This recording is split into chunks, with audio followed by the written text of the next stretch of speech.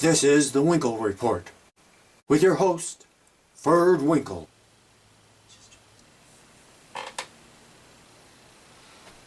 Good evening, ladies and gentlemen.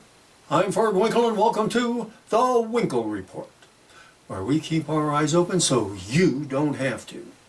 Tonight, we're talking once again with CJ Eck right from Paz. Welcome back, CJ. Thank you, Ferd. It's a pleasure to be here. CJ, we asked you here because we've heard that Paz has completed a new study on climate change, global warming, and we'd like for you to tell us about it. Certainly, Ferd. In this latest study, we programmed an AI to develop simulations that utilize worldwide meteorological and geophysical data with varying degrees of governmental involvement and levels of technology. And what were the results? The simulations broke down into 4 basic scenarios. In the first, the Earth heats up through global warming and CO2 clouds cover the planet. The seas turn into acid pools and every man, animal, creature, and bit of plant life on the planet dies. The second isn't much better, as mankind, along with the rest of the mammals, disappears, and insects evolve to replace us in the hierarchy of life, with Blattodea, or roaches, at the top of the order. In the third scenario, society breaks down as the overstressed infrastructure collapses, and after war and disease decimate the remaining populations, mankind is reduced to third world status. Loss of life is estimated between 60 and 90%, with survival best in mountainous isolated regions. It would be a harsh and brutal existence for the survivors. And finally, in number 4, radical government intervention makes for minimal disruption and loss of life. What kind of intervention are we talking about here? First, we need a true world government to mandate the immediate change from fossil fuels to renewable sources and reduce mankind's impact on the environment. Secondly, we need absolute population control. 1 child per person for the next 5 generations. 1 child per person? Well, essentially 1 child per couple. We are already feeling the stress of resource depletion, and if the population continues to grow, it will tax the environment beyond its capabilities to repair itself. So let me get this straight. The options are 1, the planet dies; 2, the roaches take over; 3, we end up back in the Stone Age; or 4, we initiate a world order with mandatory birth control. That pretty much covers it. How does the first scenario, where the planet dies, come about? Basically, we continue on the path of doing nothing and the situation worsens to the point of no return. How likely is this to occur? It depends on how and when the world unites in seeking a solution. At present, with the United States taking a negative approach and backtracking on its commitments to air quality, environmental protection, and sustainable energy, it has become an increasingly sad possibility. And what about the second scenario, where mankind and mammals disappear? This results from too little too late and extends into scenario number 3, where remnants of mankind cling to existence. In both cases, at the time governments actually commit themselves to action, social conditions worldwide will have deteriorated and wars ensue as countries compete for dwindling resources. The more unstable the situation becomes, the more likely it will lead to infrastructure collapse. Clean water will become scarce, if not unobtainable. Waste will build up, especially in urban areas, and cholera and diphtheria will rear their ugly heads. Ticks, fleas, and mosquitoes will multiply, and diseases like Zika, West Nile virus, Lyme disease, and even plague will spread, starting in urban areas and expanding into rural communities as city refugees flee hotspots carrying the contaminations with them. And roaches are the winners. They are extremely adaptable, and their survival potential is fantastic. In scenarios 2 and 3, some avians and some sea life may also survive. And remember, in the third scenario, scraps of humanity do manage to survive for an extended length of time also. How nice. But in scenario number 4, mankind does well, correct? Yes, but how well depends on when and what action is taken by the world at large. It will take a concerted world effort to slow down and limit the effects of global warming. This necessitates a real and effective world government. An effective world government? That would seem to be almost impossible at the best of times. But when coupled with the idea of universal birth control, I don't see how it can be accomplished. This world is too small for us to think in terms of nationalism anymore. and it's become impossible for us to isolate ourselves in a vain hope that we can escape the consequences of our ignorance and inaction. The problems we face are problems we all share, and no one country can solve them.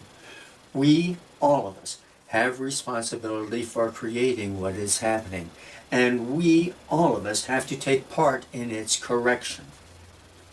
We passed up the chance for relatively easy choices some 80 years ago, when in 1938 Guy S. Callender proposed that the warming trend revealed in the 19th century had been caused by a 10% increase in atmospheric carbon dioxide from the burning of fossil fuels.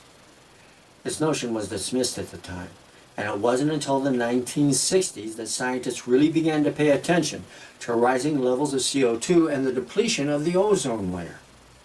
The so-called social revolution of the 70s brought the best chance to make changes and lessen our impact on the environment, but we sidestepped our responsibilities in a compromise for political correctness. Now we've reached a point where we're impacting our options and rapidly approaching a tipping point for us as a species. I just don't see how it can be done.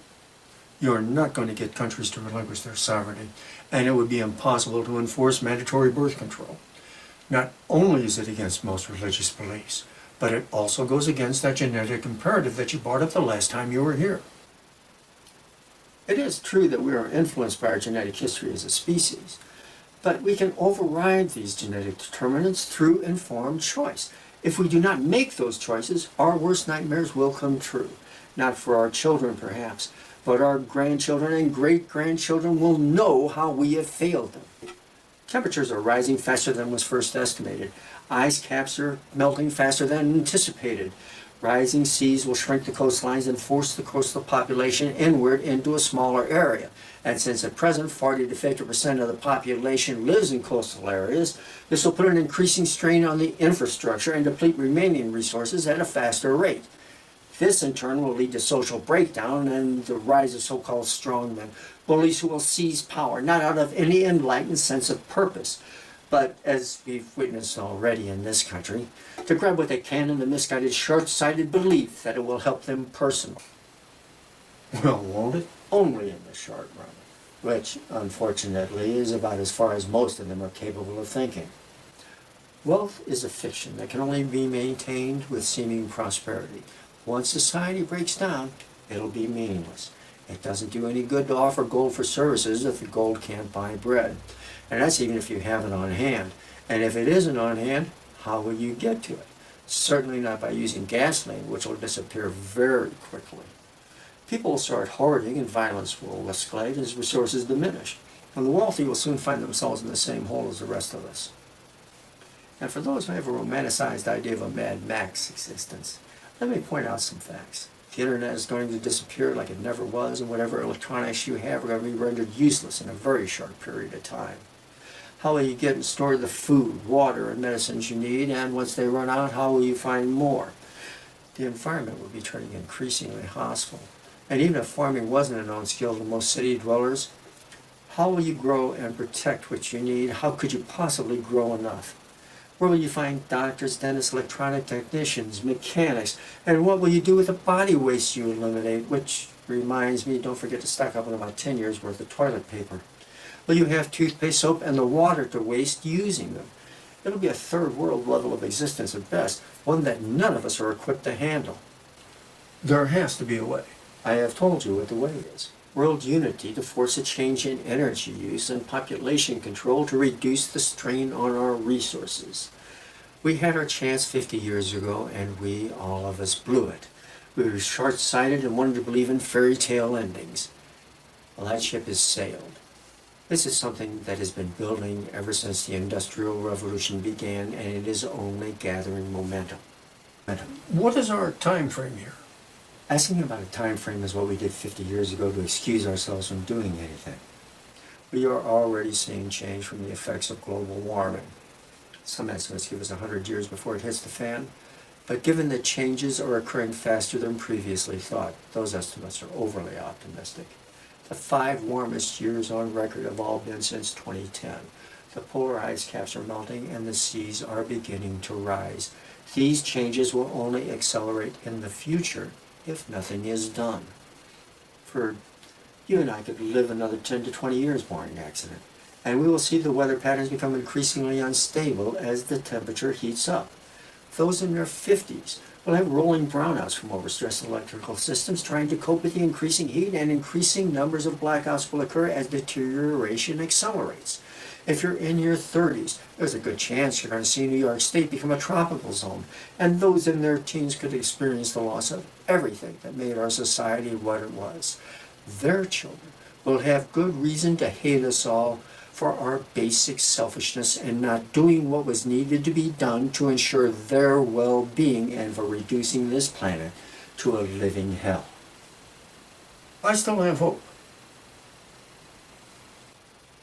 Third, hope is the last refuge of the helpless.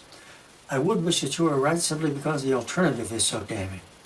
But if you are not, and we continue on this path of self-destruction, the age of mammals will disappear, and man, the self-titled superior being, will find that his reign upon this earth will have been as ephemeral as a flea fart.